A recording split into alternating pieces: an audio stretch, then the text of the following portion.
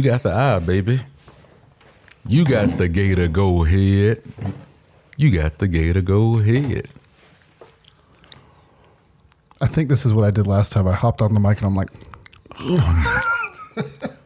crispity, crunchy, peanut buttery, lovely, delicious. Magically delicious. magically delicious. We're leprechauns now. Hey man, we are who we want to be. All right. Yeah. I want you to be judge. Whoever you want to be, man. All right. These are like the These are like the crispity, crunchy things that come off of the fried food at the crackles, the cracklins. The cracklins, yeah, dude. Come on, man. Oh man. So like Long John Silver's, those cracklins or what? The stuff that they now sell because I'm sorry. They sell it now, right? Don't they? They sell cracklings? I like think sell the pieces of the fried pieces? Yes. Or I don't know if it may not be. Lordy. I'm pretty sure it is though. I could listen. It's one of those. I could see it. I could see it. Because yeah, you get, 2-3 pieces of fish, some fries, and like you're eating the fries, and then all of a sudden it's like fried batter. Oh my God, I got this fried deliciousness down here. God. Let's go ahead and get some more arteries clogged today. Let's do it, baby. I mean, I don't know. Get some more heart disease. Let's get it. Sign me up. All that deliciousness. Okay, so we've got all of our stuffs here. And we're recording. And I'm just going to set this kind of right there. Enough stuff for you. Yeah. Make us look good. Make it look good. Got us all together. Do you want a pen? I know you like to write. I do like to write, and I'm trying to figure out what's the best way for me to. We got do straight those up things. like from right here on the clear space on the video. Okay. Yeah, no. I'm good. Sure. Should be fine. Yeah. Okay. We'll be good. No writing. Yeah. We could write some bars, bro. I'm just saying. I mean that. Okay. I think we should start with some Paul Wall. When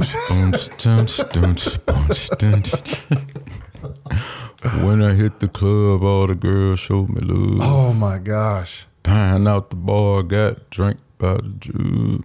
Come on, man.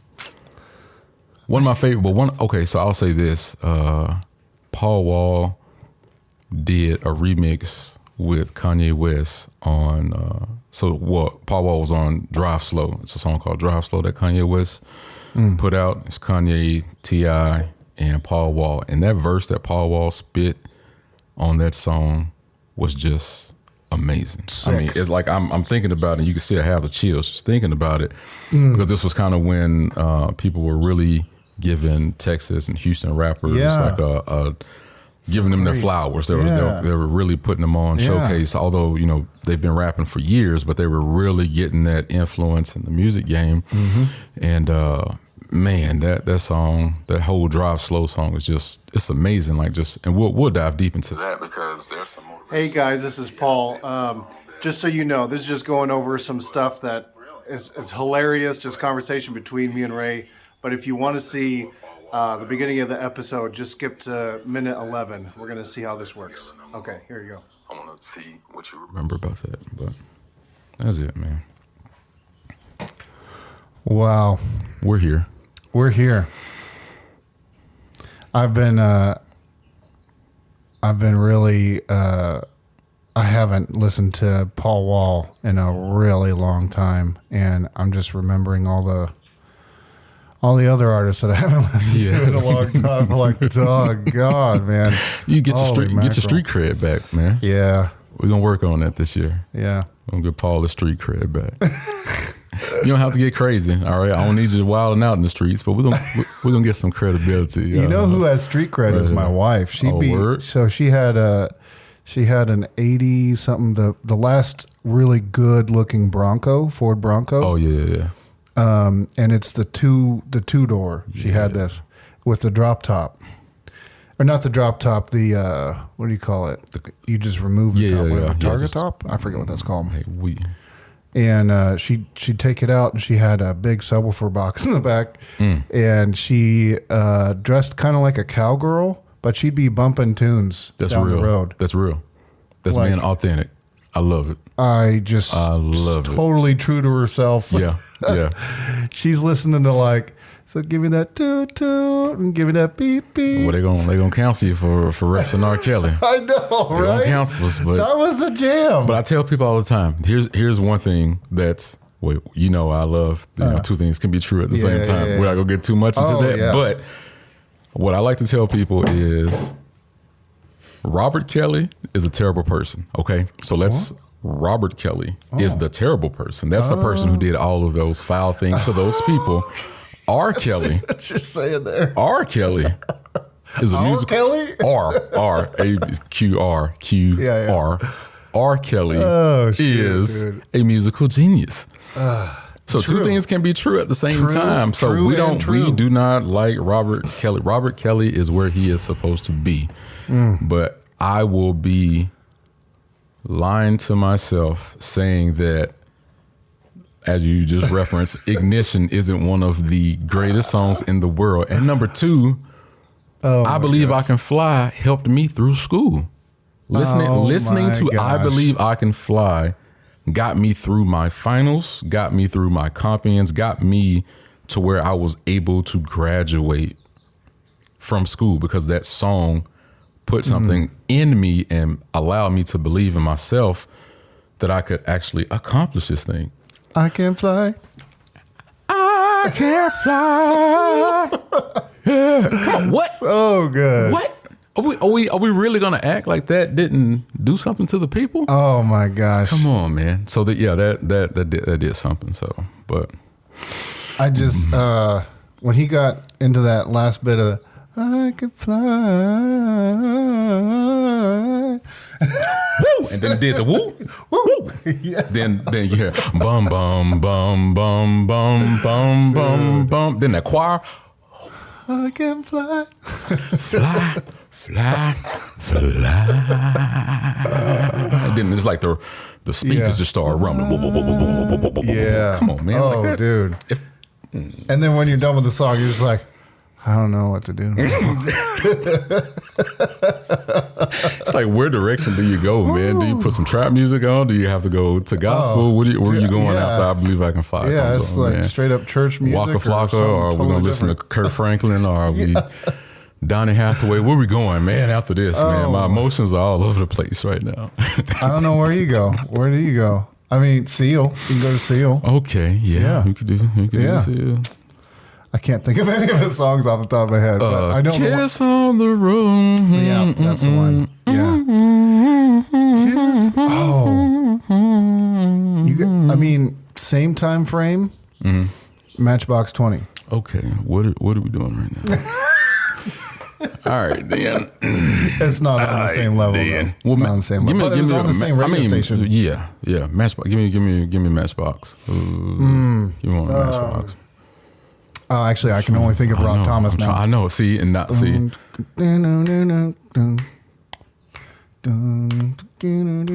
It's Rob Thomas and Santana. I know, right? Yeah. I'm just like the ocean under the moon. That's all you. Yeah, Rob Thomas a bad boy. Give me your heart, make it real. Forget about it. Boom, boom, boom, boom. I mean, full band. Come on, man. I can't. Come on, man. They just don't do it like that anymore. It's good music, man. That's good music. Well, look, Paul, you got to give the people what they want. And a lot of people are like, hey, you guys are cool. You seem like y'all have a good vibe, a nice rapport with one another. But we trying to get some of this meat. We want to get a little bit of this meat, we need something to carry us over. So we know that what the basis is, and you guys are going to tell us who you are and all that good stuff. But how did you all really get here? Like what's the meat? Like give me something to chew on. So Paul, I think we kind of got to give the people what they want, man. I think we have to give the people what they want, and I think the way that we have to go about doing that is just starting from not our beginning, not the beginning of you and I. We'll get to that, but the beginning of how this all came about with full detail. And I want you to be as raw as you can be. I want you to just express everything that allowed you to get to that point to where you reached out. And I just want to give it to you, man. Just let's paint the picture for the people, because they want to know. Well, hey guys, this is Paul and Ray with the No Color Thick Skin podcast. I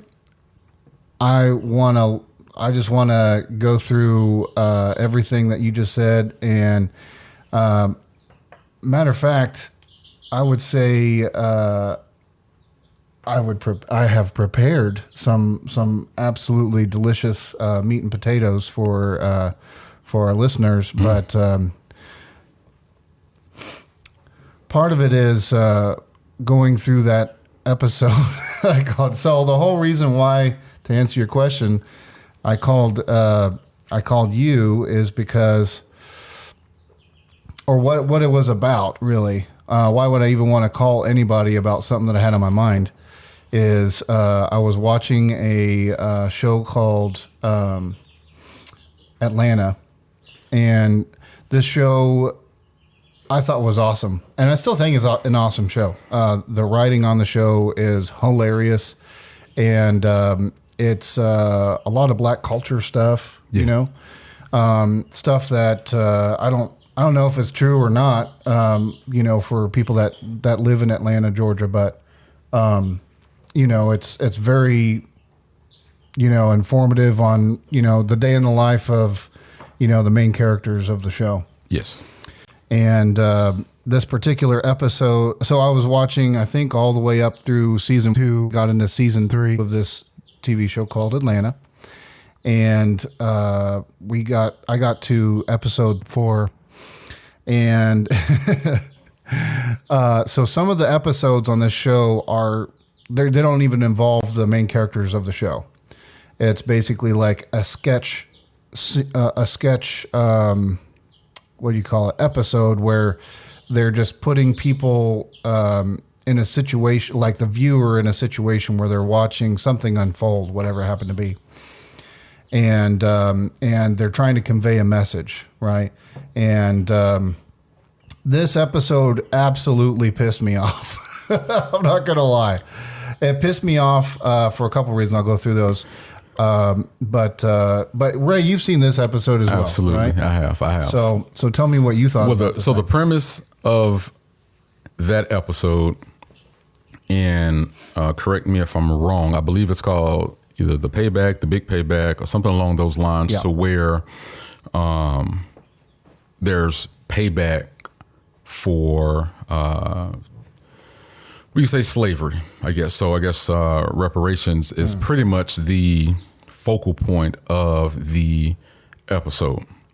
Yeah. So to paint the picture of, you know, the episode, if I can. Yeah.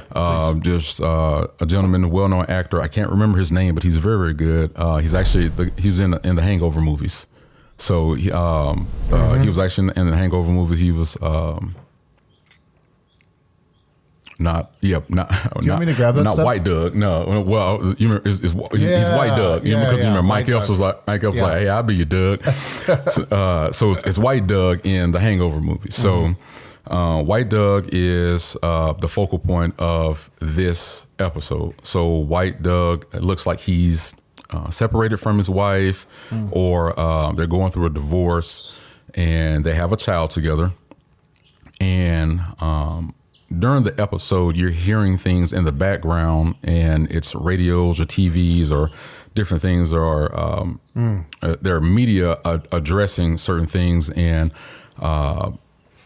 they're finding out that, hey, this person of this status, family, they had slaves, and they are now paying reparations to black people that were enslaved by that family. So people were doing like those genealogy test, 23andMe type things, to see what their lineage was, to see if they had, owned slaves, and the whole ordeal.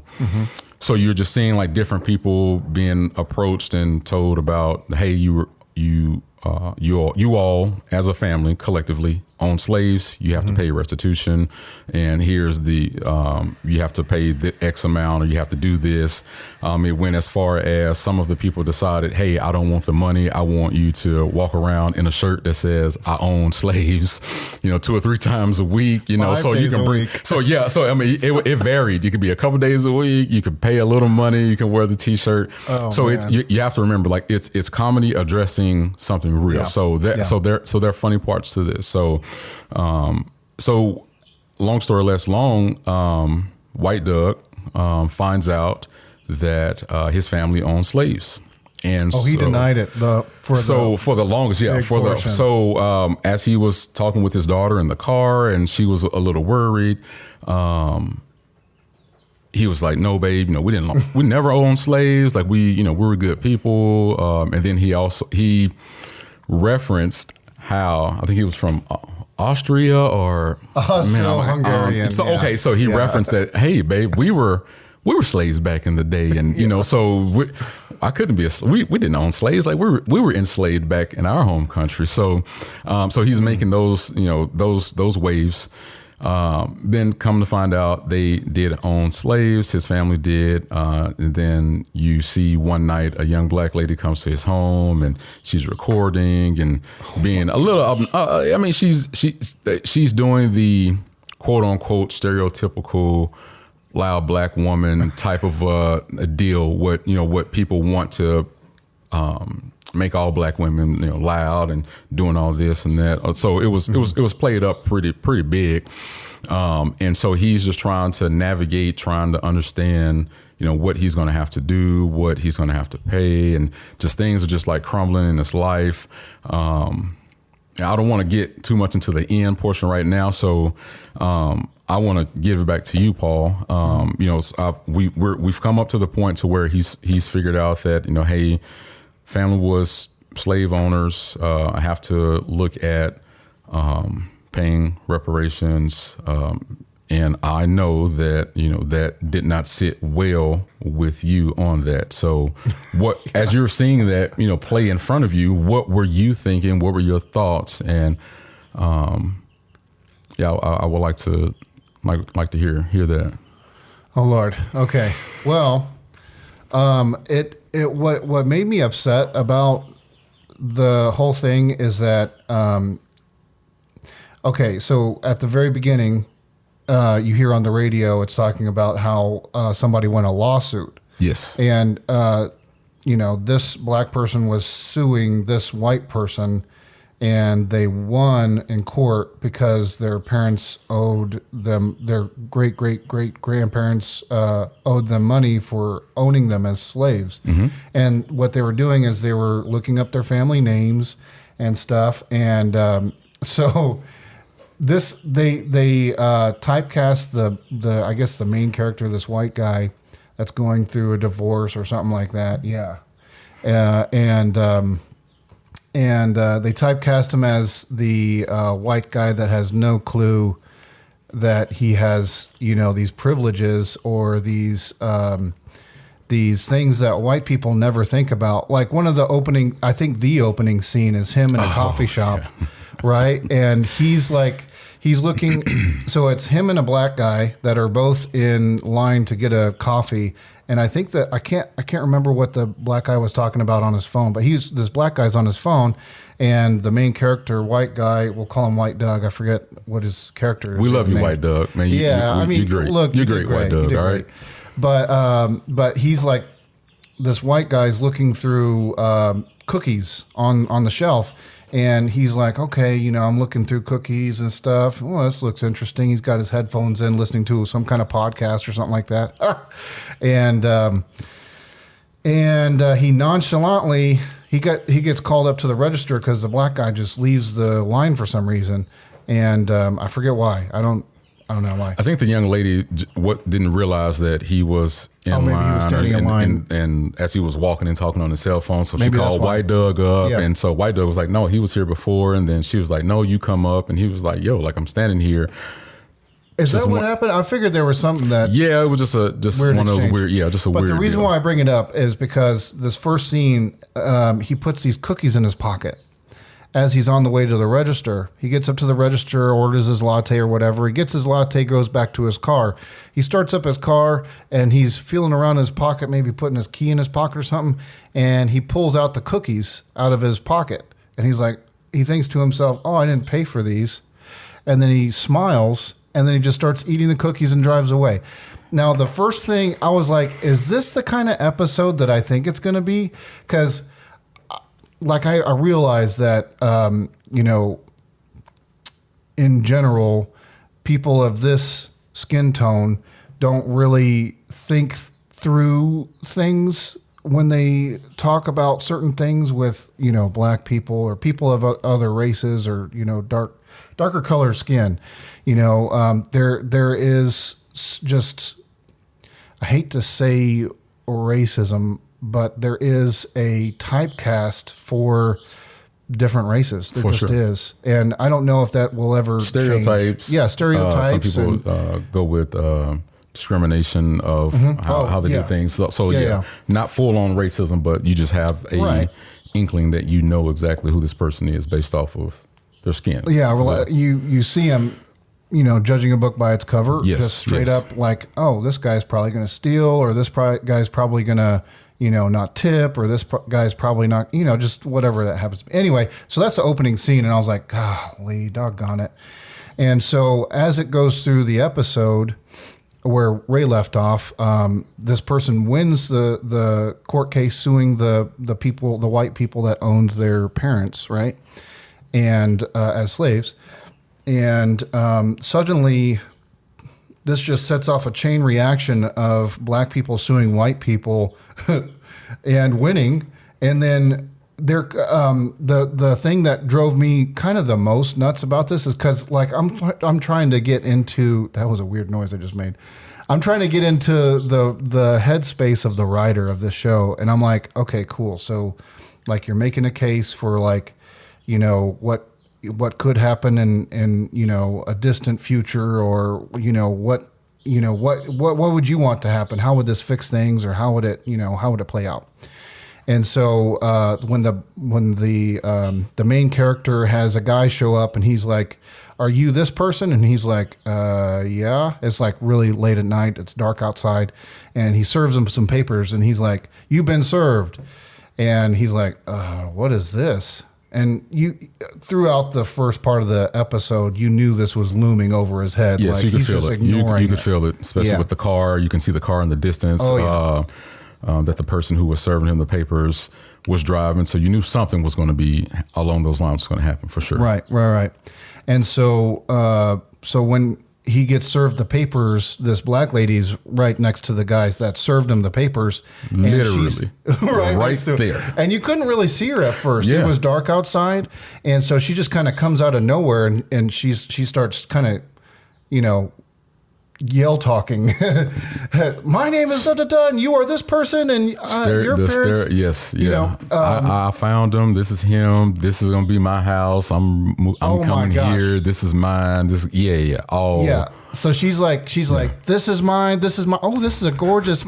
This person in my family would love this. Oh, yeah. and stuff. And she's getting it all on camera, I guess, on her phone. And so she's walking through this guy's house, and he's like, no, please leave my house. Why are you walking in my house?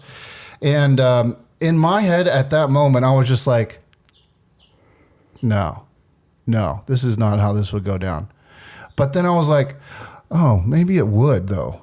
Maybe it would. Yeah. Maybe it would. Yeah. And, that was kind of like, okay, cool. I'm tracking. I'm kind of So how are you feeling? Yeah, how are you feeling mentally from?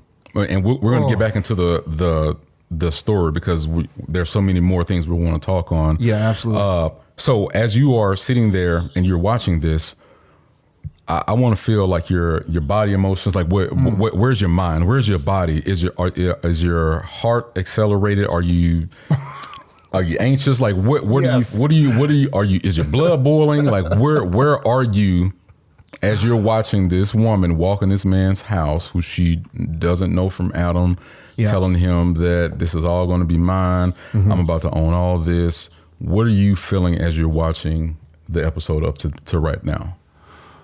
Well, okay. So what I felt like was like, it's like watching a sci-fi movie or like what do you call that? A fiction movie, you know, where it's like couldn't happen. Like this is just not going to happen ever. And then suddenly it gets to the part of the movie where it's like, oh my gosh, this could happen. This is like, you know, like maybe you're watching, like I said, a sci-fi movie, and then they're like, oh, but here's real science that we put into this movie. And you're like, oh my gosh, nuclear fusion, that's the thing. We're going to Mars, you know? It was like that moment, and I was like, so I was conflicted. I was super conflicted. Yeah. Because like knowing myself, I have no I think this person is bad, worse off than me, bones in my body because of skin color. Like I don't think people are bad. Say that one more time. So I have no inkling in my body, in my brain, in my heart that says somebody that is a different skin color than mine, just on that, is a lesser person than me. In general, I don't think that people are worse people than I am in general, but me seeing this just really pissed me off because I was like, this isn't real. This couldn't be real. This is this is like, no, I mean, and then I started thinking of my own family and like, you know, the pride that I have just knowing the little tidbits of my family that I know, and going, you know, just all the, maybe we'll get into it we should get into my, you know, genealogy and things like that. Oh, yeah. And in a future episode, but just knowing the little bits that I know about my family, like there is no slave ownership in there, but also that's something that not a lot of families would want to write down. Probably, yes, for sure, it wouldn't be popular thing to put in a book. No. But you know, anyway. It's inevitable, unfortunately, because it was kind of a staple. Like, you know, the English had indentured servitude, we had slavery, and then they combined the two. Like it was happening at the same time. Yeah. And then, you know, it's just a thing that was happening, and people in the U.S., they had slaves that would, you know, do work. They would work, and it's terrible. It's freaking terrible. But we as Americans, well, the United States took everybody's greatest hits. That's how I could take it. They took the greatest hits. Yeah. Made a record and put their record out, and they did well for themselves. Yeah. But I want to get back to the back to the episode, and play it out as how you were still, you know, I don't want to use words to, you know, say how you felt, but just uncomfortable, upset about how the whole thing was kind of playing out.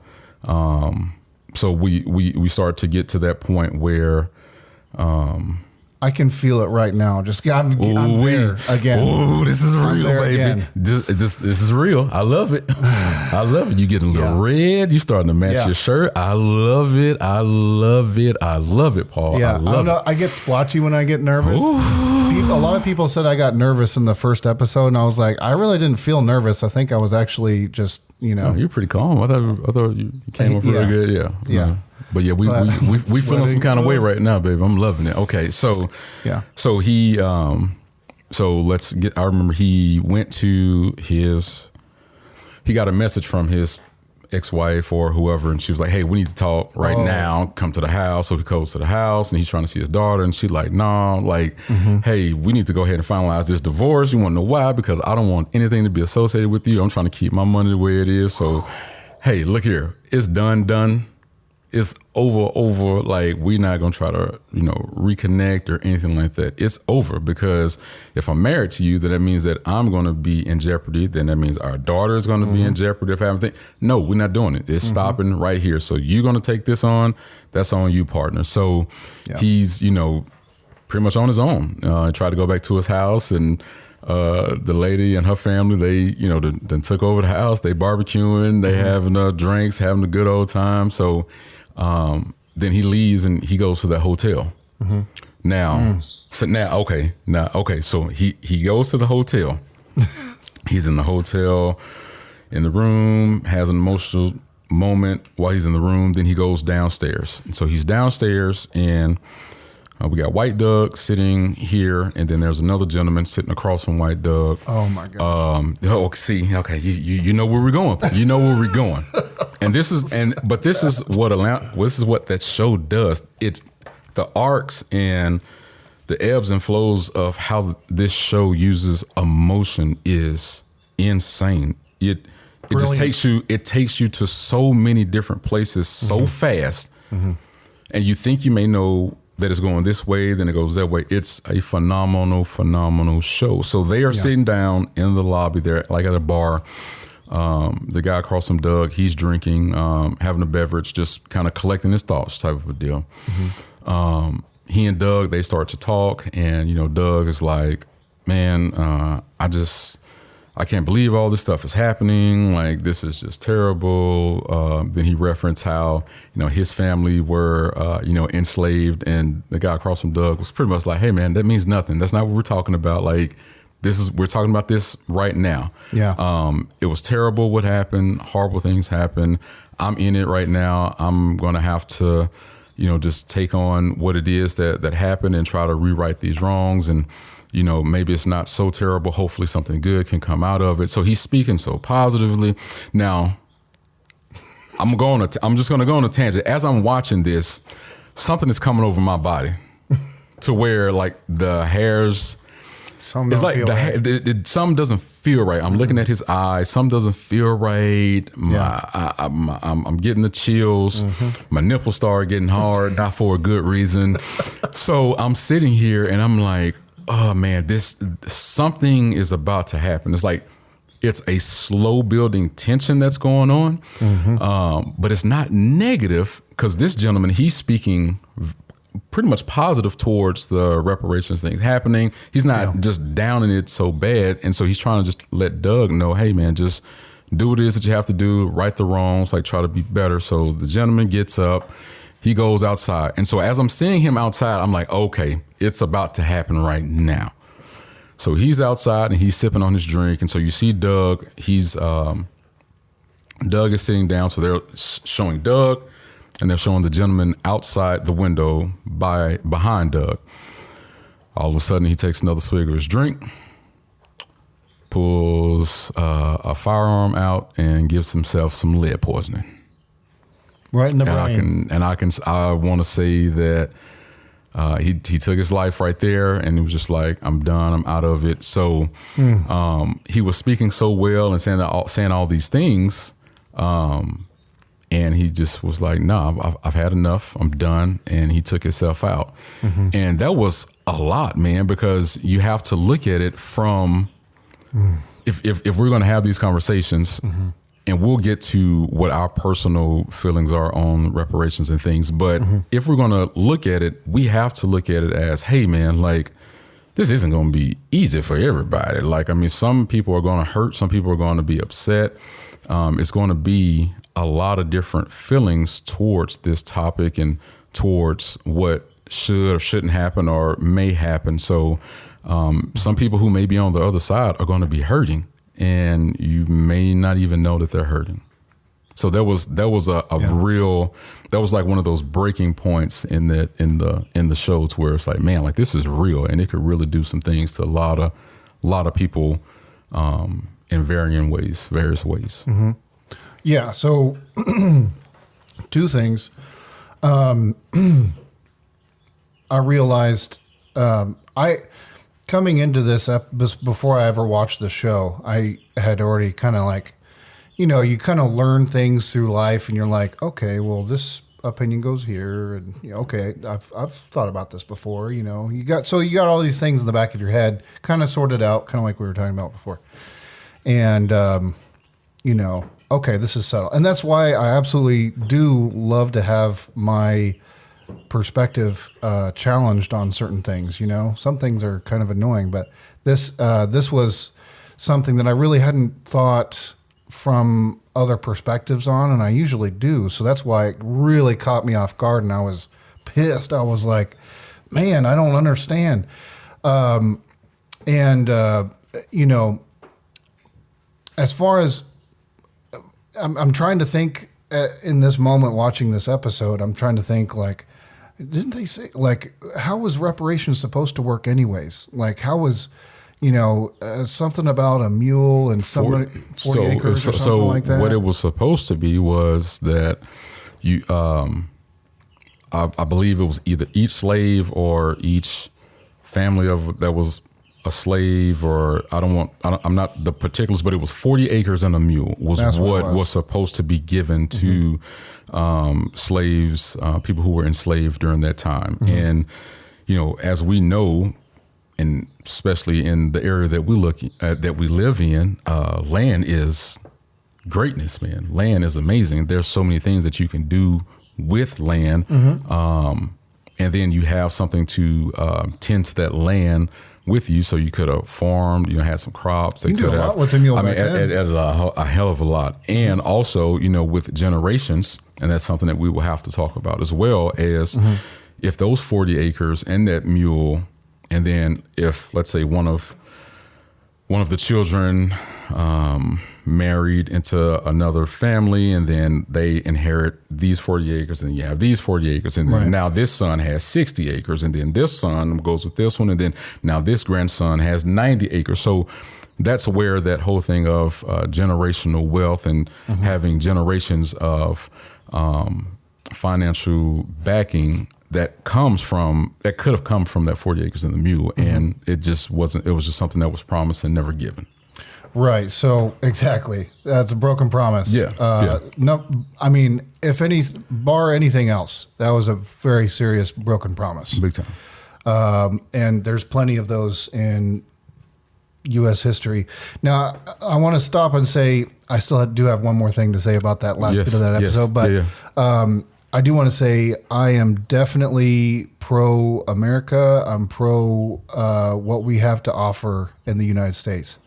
Out of all the wrongdoings, out of all the things that were really messed up that led us up to this point, I wish that didn't happen, but I'm so grateful to be here. I'm so grateful to have the life that I have. I'm grateful to be alive. I'm grateful to have friends that I do. I'm so grateful that I get to live the life that I get to live, because there are so many other countries that don't have what we have, so many other states that don't have what Texas has.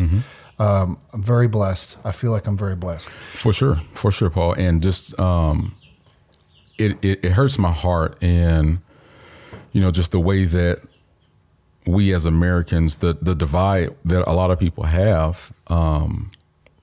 A lot of people will shun you for saying that you love America. They're like, what? You love America? Why you love America? Man, I love America. Yeah. Like, America is great. Now, as we said, nothing is perfect.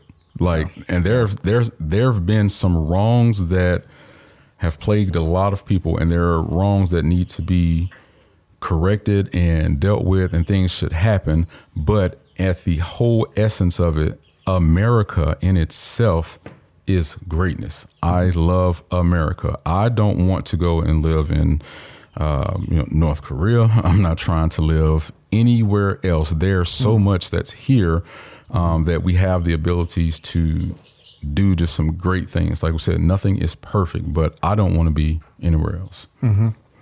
I totally get that. And I think one of the things that really kind of resonated with me about this particular episode is that, out of all the things that, we're kind of calling attention to, or the writer was calling attention to in the episode, which is a lot. I mean, I think if nothing else, it was frustrating how many topics were brought up in this one episode. Just because I was, I feel like I was a keen watcher. Just like, oh, that's what they're addressing. Okay. Oh, they're also doing this. Oh, they're also doing that. It's like, and then, oh my gosh. And then, even down and to then, like, anyway. And then. So getting back to the ending part of this episode, it was, so this guy, the main character, is in this hotel. He's lost everything. He's lost his job. He's lost all of his savings.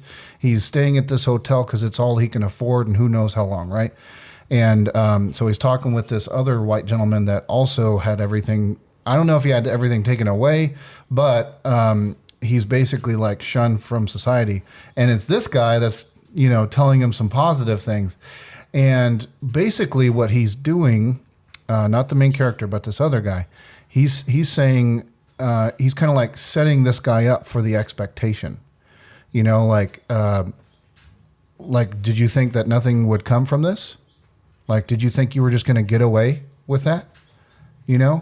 That's kind of what, even though he's saying a bunch of positive things, it was kind of like, did you, like, what did you, like, nobody would ever do anything because of it? Yeah. And to me, as a white guy, that was freaking scary. It was like, oh, okay. So here's me, like, I'm a father of 3. I'm married. I've got a house. I work for everything that I've got, me and my wife both. I don't have any, like, generational wealth like some people do. I know plenty of people that have money from somewhere. I don't know if they worked for it or their grandparents worked for it or whatever, but I don't know where money comes from. I'm trying to figure it out. We're not soccer balling over here. Yeah. We're not soccer balling over here. But what got me about this guy, he's telling the main character all this stuff, and then he says, this was kind of like the pierce through the heart for me. It was like, the curse has been lifted, I think was the line. Your curse has been lifted. Oh, yeah. Now that now all this darkness has been brought to light, the curse has been lifted for you. You're good. You're free. Now you can go live your life. Maybe you got everything taken away from you, but you got your life. And I was just like, come what may, he's kind of right. Like I really hope that people don't try to take things from me that I worked for, that I had no doing and, whatever. But I also completely agree with the guy. Like, even when you have nothing, you still have you. Yeah. You still have your life, I'll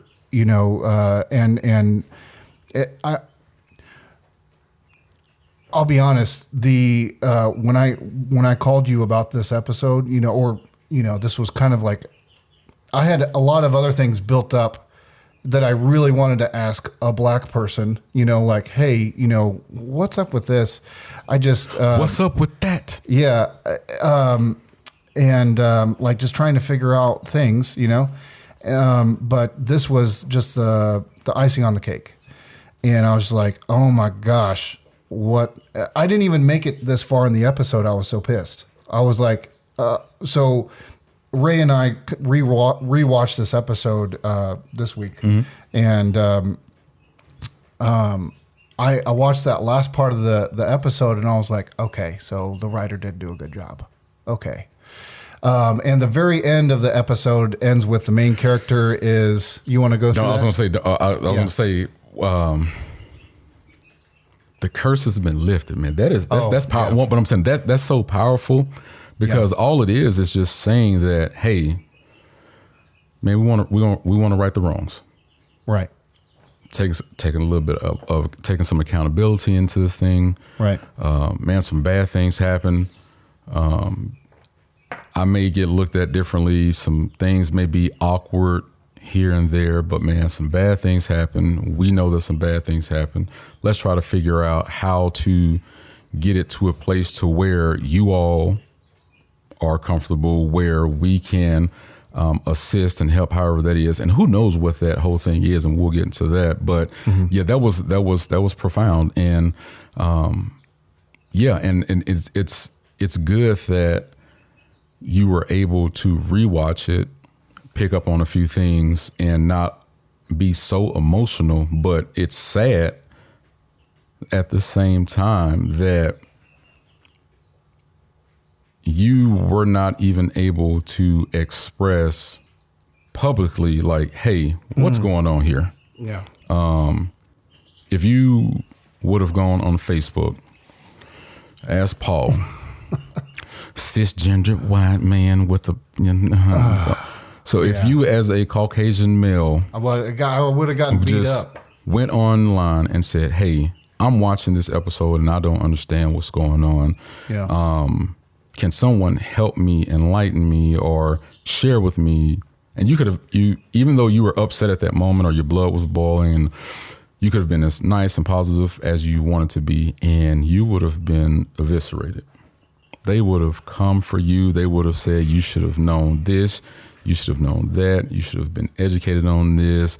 Why are you using your privilege to try to bring people down? You're this horrible person, all because you had some questions and wanted some understanding from a different perspective of people who were bringing light to something that you didn't understand at that time. Mm-hmm. They were going to get you, Paul. Yeah. And you know, what's interesting about that is, I had every intention of figuring out what I needed to figure out, every intention. And I do have, people that I've known over the, my adult life that are Black. I've got all different kinds of friends and that make all different kinds of money, do all different kinds of jobs, live all different kinds of places, but something hit different about Ray. Always has always done that. And I just knew that I could reach out to him and talk to him about this. I don't know why exactly, but I would say it's for sure a divine thing.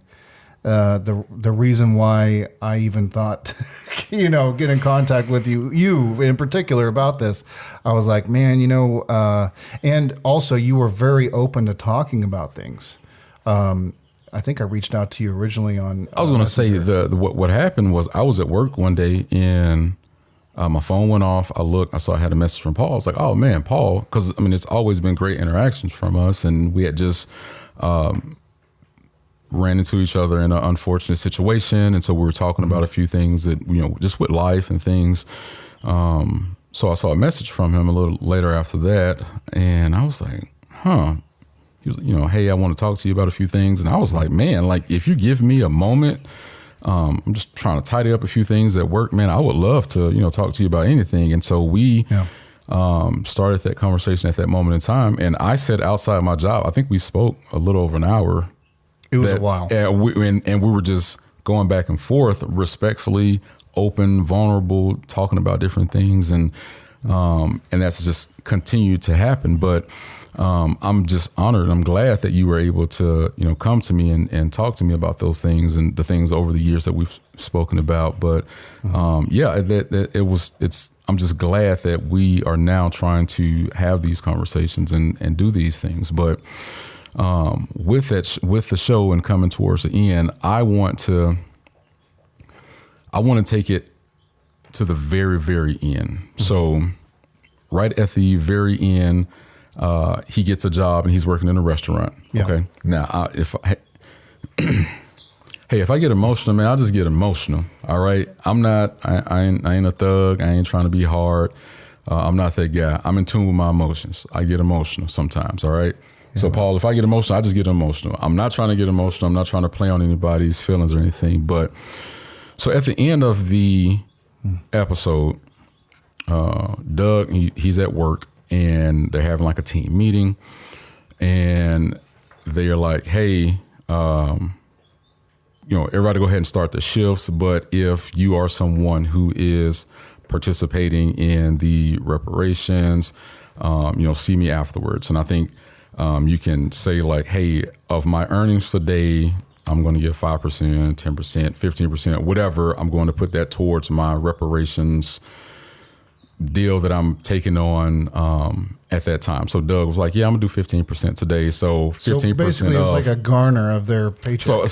So just like any type of support system, taxes or whatever it is, this is something that I'm going to take out of my check and I'm going to give it to the principle of the reparations that I'm atoning for my family and blah blah blah, all that. So Doug he's there. He's working in a restaurant. There's a Hispanic guy that's there. I think he's probably learned a little bit of Spanish. And so they're talking back and forth. Doug's in a good place.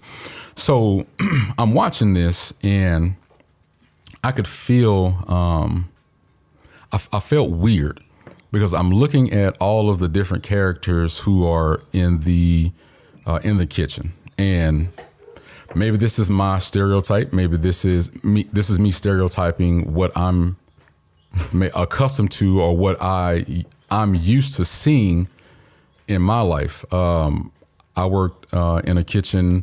I've worked in food places before, so I know what the dishwashers look like. I know what the people who pull the items. I know what the chefs look like. The people who do the cooking. Everyone in their own mind has a way of how they see those people. So for dishwashers, and I'm just saying this, I usually, when I've worked in those spaces, I'm not saying that this is the everything for everyone, but they're usually Hispanic men or women who are doing that role. They may have some lower to middle income white people pulling some of the products and things, and black people are pulling the products. When it comes to the prep, it's usually a younger Caucasian person prepping those items, and the chef, the executive chef, is usually a Caucasian man or a Caucasian woman preparing those things, and the wait staff is a little bit of mix of you may have your young Hispanic girl, your quote unquote unassuming black guy, and just those type of Boy, people. you are and those, stereotyping. Listen, but I'm saying, and this is a real conversation. So yeah.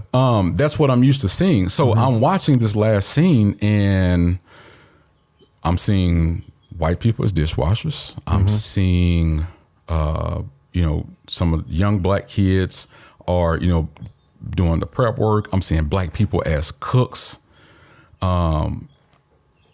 And I'm like, hold on, this isn't right. This is kind of weird. This is different. So I'm seeing the people who I'm not accustomed to seeing in these higher roles, in those roles, and the people who we usually see in the higher roles are doing the quote unquote roles that are not as appealing.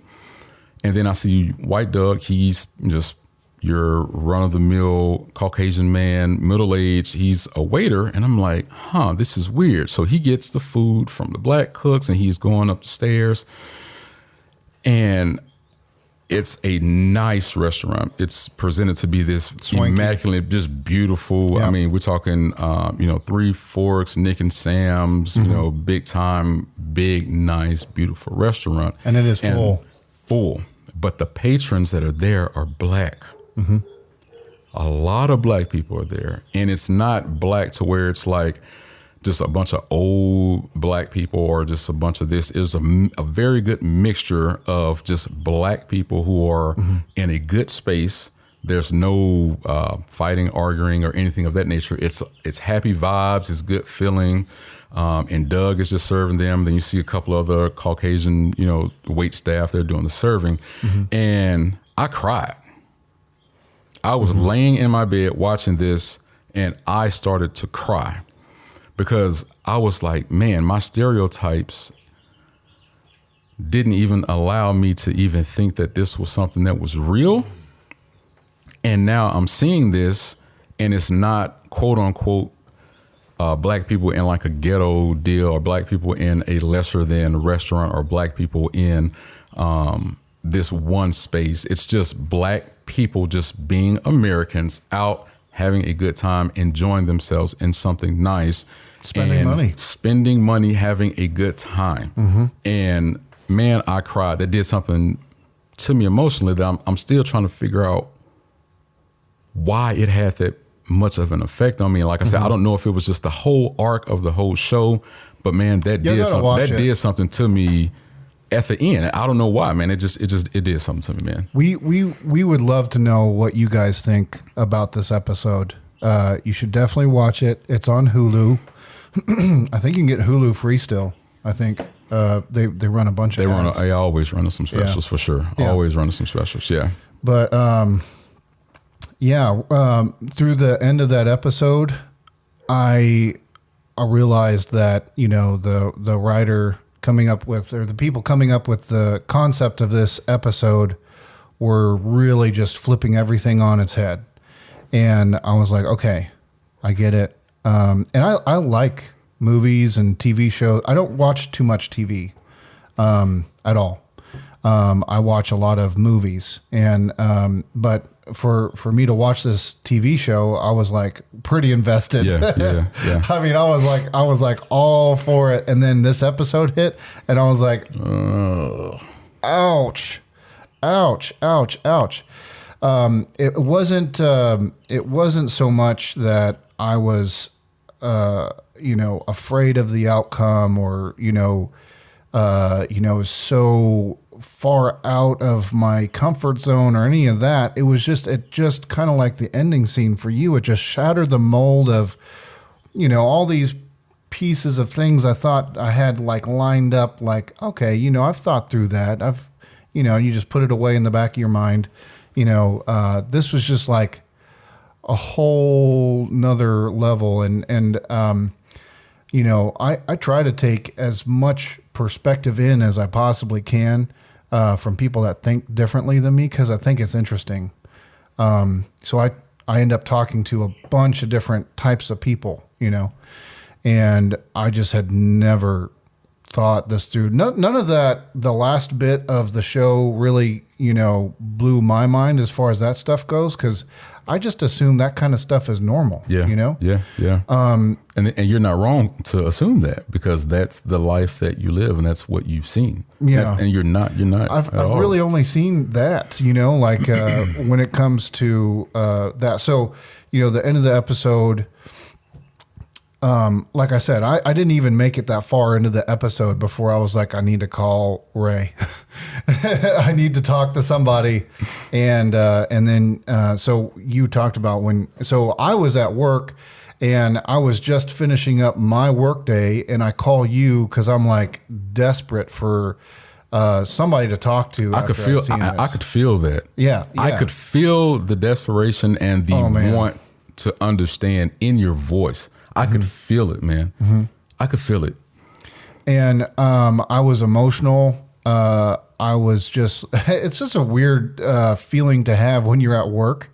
You've got this thing you just got to get off your chest. You got to talk to somebody about.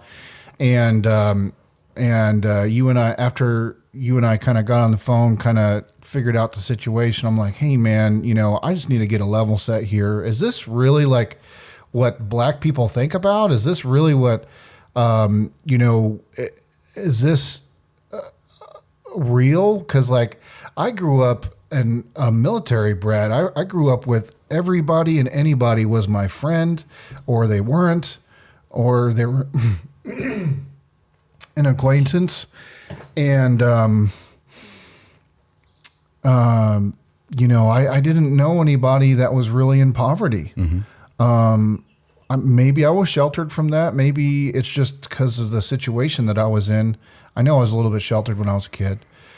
But I just didn't see a disparity. I didn't see a huge, I had seen racism before, like people that literally think that, so a black person or a Chinese person or something is less than them because of, just because of how they look. I've definitely seen that before, but it just didn't seem like there were that many of those, so the concept of racism just wasn't even in my head. Like I was basically like looking for it, where is it? Yeah. And I work out in the middle of nowhere where there's plenty, you'd think there would be plenty of those. But what I had found is, even though some of the people that I have encountered out in the middle of nowhere country town, mostly white people, blah, blah, blah, is, they use words that I find offensive, using the N word, Yeah. things like that.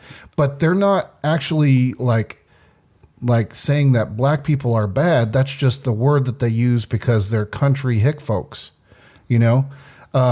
Now, there are people that are racist out there. Hard R's. We got the hard R's, the ones that use the hard R. Yeah, don't get it twisted. Oh, yes. But hard R. But Yes, indeed.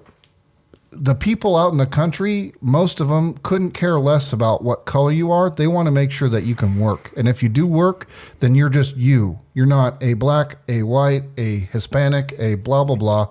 You're just the guy that does the work or the lady that does the work or whatever. And there's a lot of ranch hands out there. There's a lot of hard work going on, farming, taking care of ranches and, taking care of land and cattle and things like that out there still. Yeah.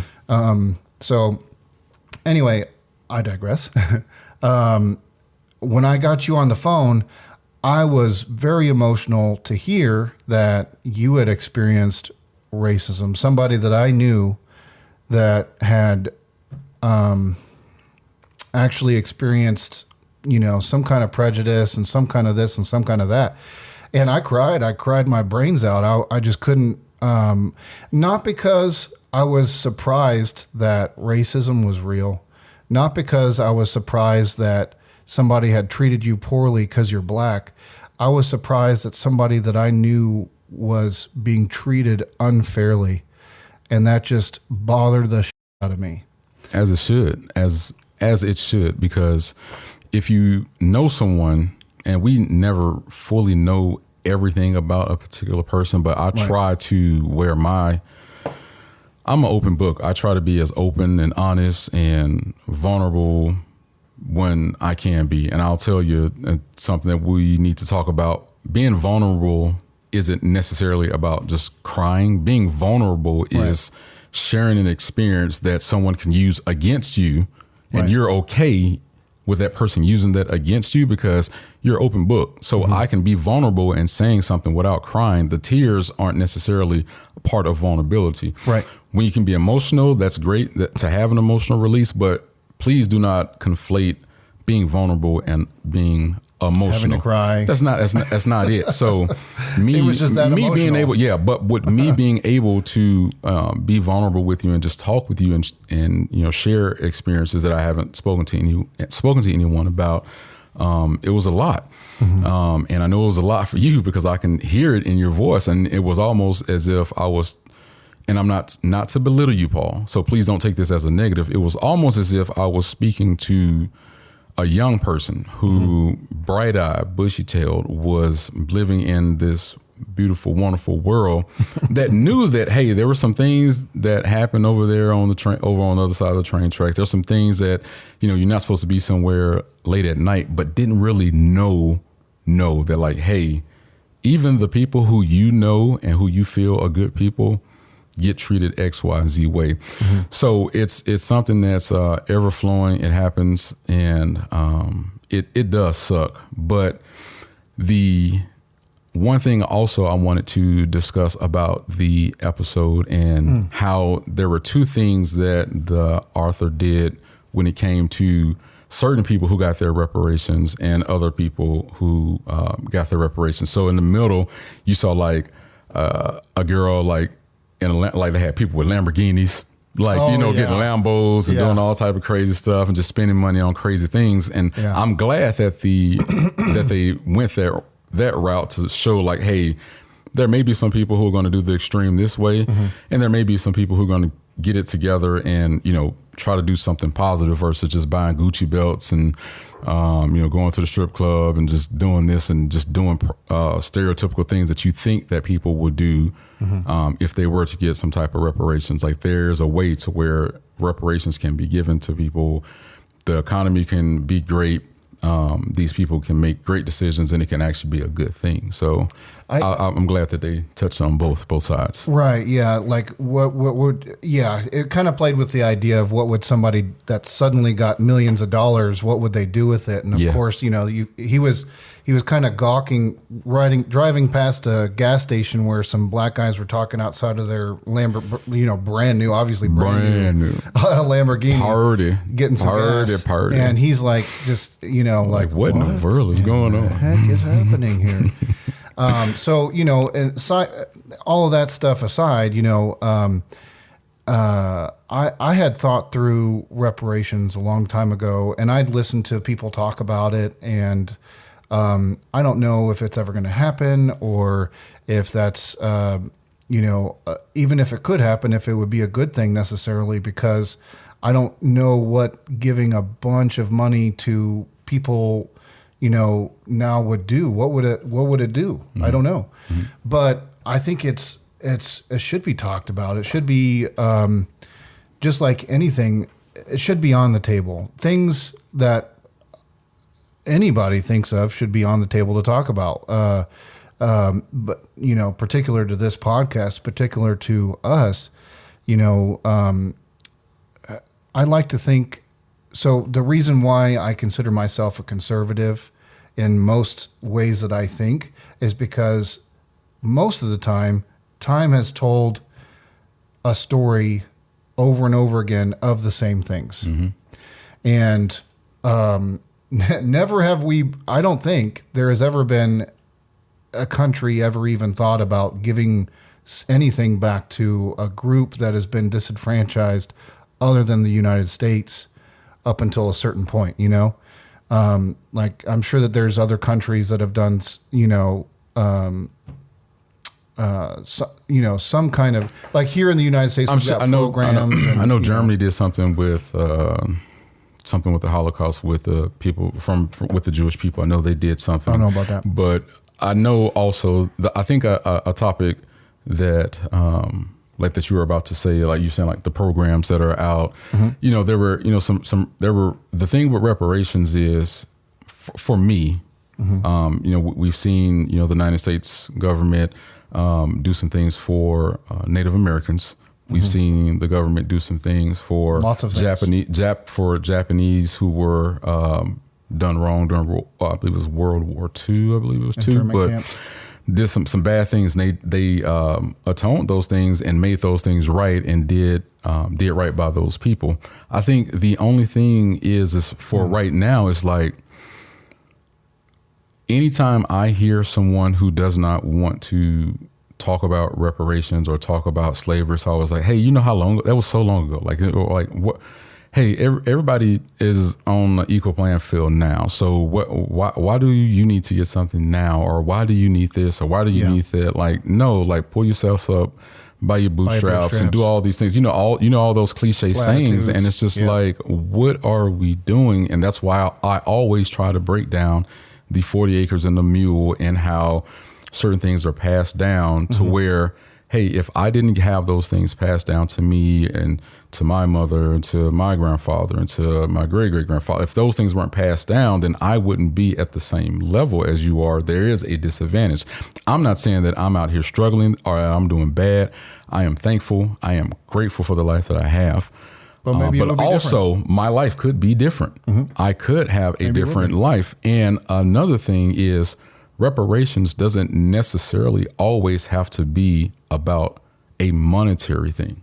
Mm-hmm. It doesn't always have to be about money. It doesn't have to be, hey, we're going to give every black person who is a descendant of slavery, you know, $100,000, $500,000, you know, $1 million. It doesn't necessarily have to be that, mm-hmm. but it can be to where, hey, people who were, who family were slaves, who are descendants of slaves, no money down on house, wherever you want to live. So no money down, but you don't have to put a down payment down, which is something that's really, really difficult for And the numbers say this. I'm not saying that black people are worse than this, but that's something that's difficult for some people to do, to be able to get that amount of money to put down on a home or on a loan or whatever that may be. Having something can structured. I just get some of that now? Because just something structured to where it's like, it doesn't necessarily have to be, hey, we're going to give you all this money, and the knuckleheads do the knucklehead things, and the people who are wanting to make some advancements do good things. It's like, hey, put some things in place to where it's like, hey, acknowledge the wrong. Let's talk about the wrong. Let's talk about the things that happen from not just the wrong and that happened in slavery, but the things that happened, with Jim Crow and redlining and segregation and all of those different things that happened to some of my uncles that came over from, who came back from war in Vietnam, and who couldn't take advantage of some certain things that their white brothers who they served with in the armed forces were able to take advantage of. Those are things that are real things that happen, that play a huge factor in today's life. Like I said, I can't sit up here and say that I'm struggling or I'm in a bad place. I'm not that guy. It's not woe's me. I'm not that person, but I do know that there are things that happen to certain people that were bad things. And it's just tough that we can't be in a place to where we can comfortably just agree on, hey, that was bad. That was wrong. What can we do to just strive to make some changes so that we can give people equal benefit to where, hey, I feel comfortable with this. We feel comfortable giving this. Let's try to be legit Americans, because that's what we are. We're supposed to be on the same team. We literally are supposed to be on the same team. We're supposed to love one another, fight for one another, be there for one another, look out for one another. And it's so much divide that we can't even talk about what's right, what's wrong, and how to even grow from those things, Paul. That's good. So that's just my thoughts on the whole thing with current talks and current states of reparations and how people view those. So I haven't personally. I would say, out of all, this deserves obviously its own episode. We're just over an hour talking through this, but as far as clearly conveying, what it took for me to reach out to a black friend, it's, certain things happen in life for different reasons. And I think obviously, for your average white guy married with kids, I want to be able to ask questions, and no offense to any of the other black people that I know. The only reason why I went to Ray is because I'm the best. He's the man, and I'm the best. He's better than you. No, I'm just kidding. It is what it is. But no, he's this gentleman right here. I credit him for just being the all the things that I thought would happen in that interaction didn't. Like, I thought I was going to get scorned. I thought I was going to get, not because of you, just because of what society has built in a box around me, Yeah. or a perceived box, it's not there in reality. I was afraid. I was afraid to ask somebody. Man. I just want to know what, there shouldn't be a divide here. Through my family, I know a lot of, my family members have, black friends. They've, like I was saying, I've got an uncle who's not an actual uncle, that his name is Uncle Fred. And he is a near and dear friend to my family. And anyway, I don't want to get emotional about this stuff, but it's hard not to it's hard not to get emotional about it, because I felt so disconnected for stupid reasons. But you know, today's society is very like, you know, what it feels like as somebody that thinks the way that I think in, you know, the life that I have currently, you know, society seems to be very like, you shouldn't feel bad to be a white guy. And then you got the other guys that are like, white people are terrible. You know, they're oppressing you, the white man, the colonizer, the this and the that. And I feel like it's so played out, you know. Life should be this, you know? Yes. It just should. Yeah. And I don't know. There's been very few times where I've took an account like, okay, these are the friends that I've got. You know, I've always been a small circle of friends guy. And that's just the way that it works out for me, I guess. And it works well as it could, whatever that means. Yeah. I just didn't, you know, like I said, I have black friends. I have people that could have asked any one of them, you know, probably. But I'm so glad that I came to you with this. I'm so glad that you gave me your insight, and it's super duper valuable to me. And when it comes to reparations, I got to be honest. I don't think that currently where my head is at, I just don't know what amount of money, what amount of property could say I'm sorry, because it's effing terrible what we did. Period. You know, I mean, this is Black History Month. Like, this is right. We just got out. We just got out of it. We just got out of it in January. And Paul, I don't want you to say like, you know what we did, just because I know that someone may hear you say that and they'll be like, well, Paul, you didn't own slaves. That's not a we didn't own slaves. We're here. I know you're speaking from just America. Yeah. You're speaking as America. I just want to convey that to the audience because I bet I can feel someone say, well, Paul, you didn't own slaves, so stop saying we. You didn't own slaves. And it's not that Paul is saying that. Paul is just saying this is something wrong that America did, right? Absolutely. Yeah. And not just that. Because a lot of people, they'll take that narrative and run with it, and it's an excuse game. Okay, there you go. You took the words out. You just keep pushing, the excuses down the line. I get it. You know, at some point in the line, my family was probably Jewish. You know, in some part of my family tree, and they were slaves. In some part of, you know, my history, I've got a lot of Irish. And before that, and also English, which there were probably some Irish in there too, and they were indentured servants, you know.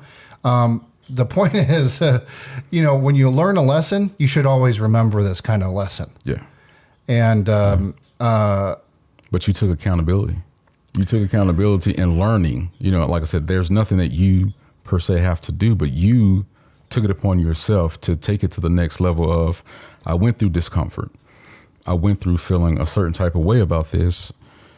Then your emotions were like, man, I want to do something to help me look at this and have different eyes and get a difference of opinion, a difference of how someone looks at this certain thing, and allow that to help me be a better me. So that took a lot for you to do that, my friend.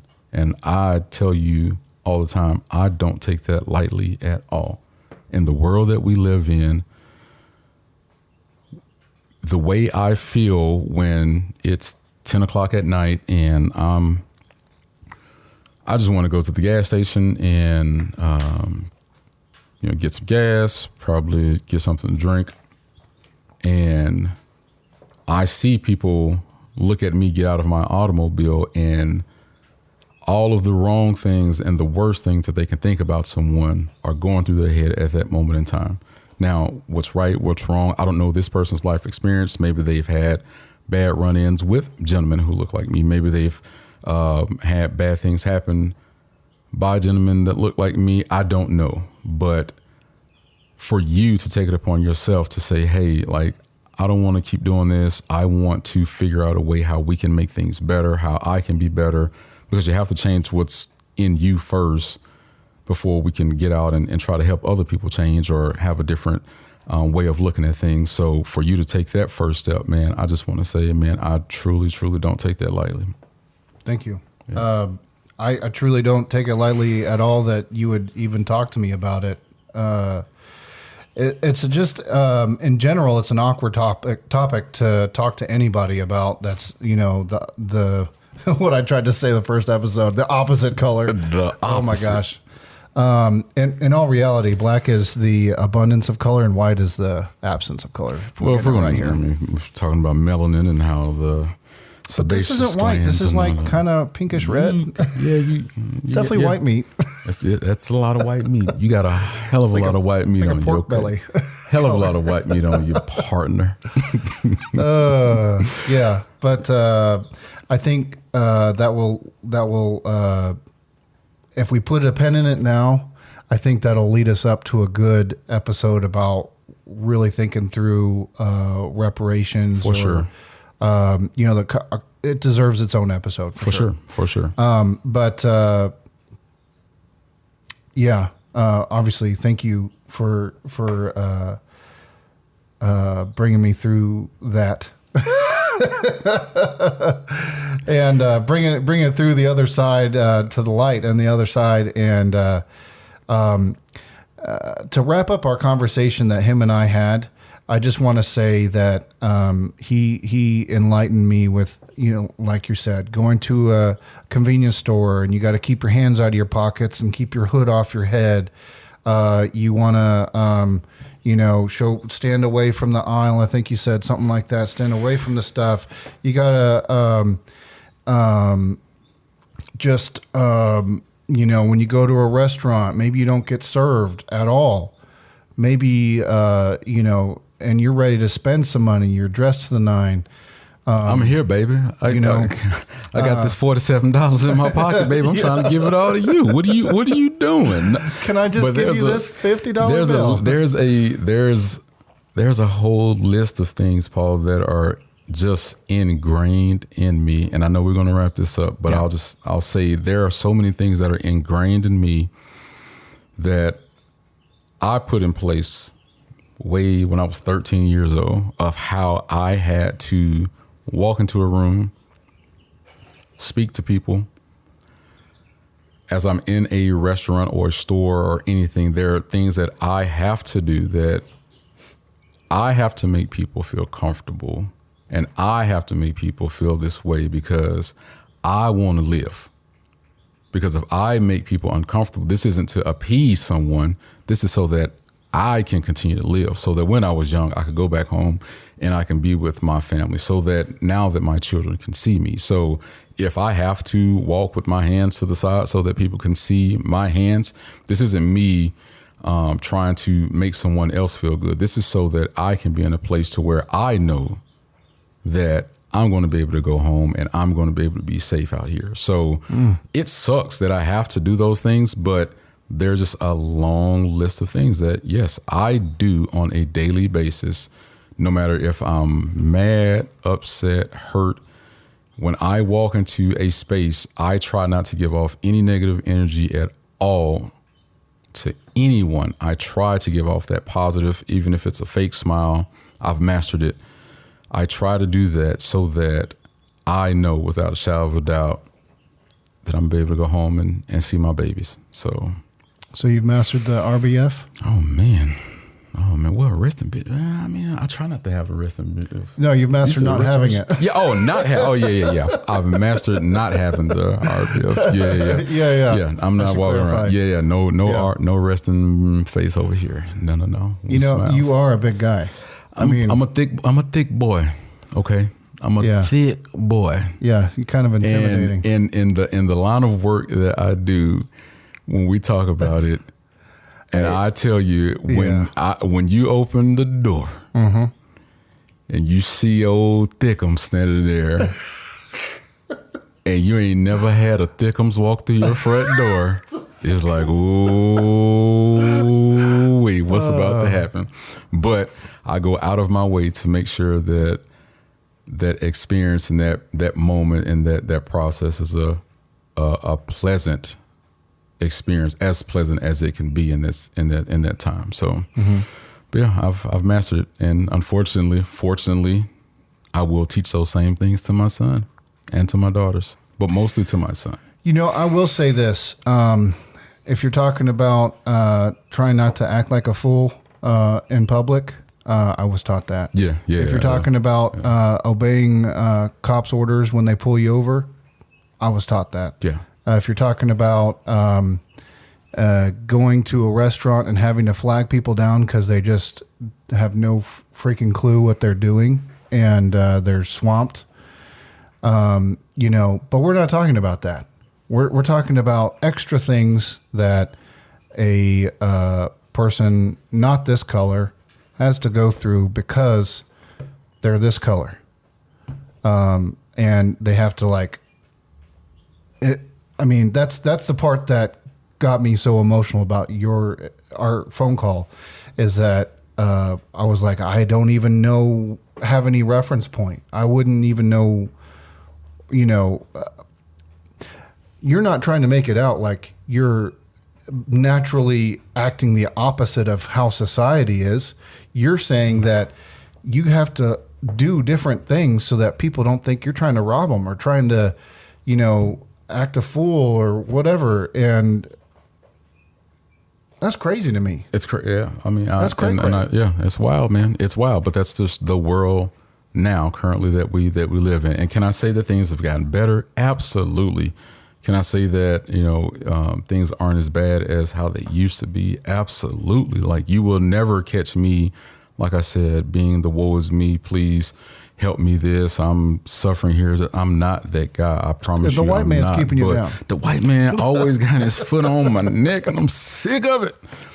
I'm not that guy, man. Like, I'm not. I'm just sharing with you that, man, there are just a few things that I have to notice, I have to look at, I have to get a feel of, so that at the end of the day, the only thing that matters to me is making sure that my family can see me again and that I can see my family. So if I have to go a little bit out of that way to do that, I'm going to do it. Call me a sucker, call me those little words we used to throw at each other back in the 90s when we used to say those words, but we can't say them now because you get labeled something.